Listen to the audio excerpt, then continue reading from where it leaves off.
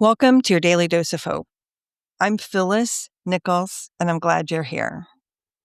Our minds have a default playlist, right? It's the same thoughts, the same worries, the same mental reruns, and they run on a loop in our brains, right? Whether we even realize it or not. And a lot of times we don't realize it.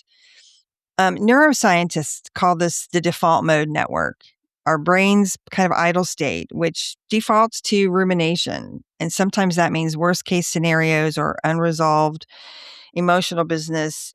It's not what we would normally choose to think about. And hope is what can interrupt the loop, right?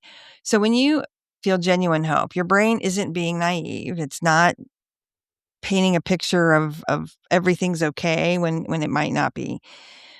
It's doing something, though, cognitively important. It's simulating a future that doesn't yet exist. And that comes from the prefrontal cortex part of our brain. And that pulls attention forward. And that's away from the grooved habitual track that we can have running on autopilot, basically. So hope, in a very literal sense, is our brain's ability to think outside those everyday patterns. Dr. Paul Baker writes about this in detail, and it's a good book called The Hopeful Brain. If you want to learn more about how our brain functions around all of this, it's actually really fascinating. But today, I want to remind you that hopeful people aren't just happier or hopeful, they're more flexible mentally. It means that, they can hold a present moment and a different version of it at the same time. It's something that our brain knows how to do, but we need to be willing to kind of live in that space.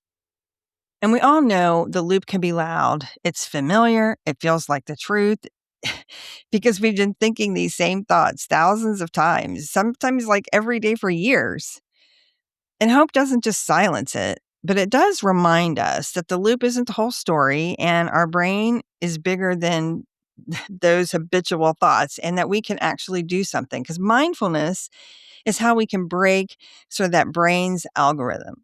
So when you catch yourself sort of in that thinking the same thoughts over and over, it's just a good reminder that you could stop in that moment and decide to just look at things differently. This podcast is part of the Sound Advice FM network. Sound Advice FM, women's voices amplified.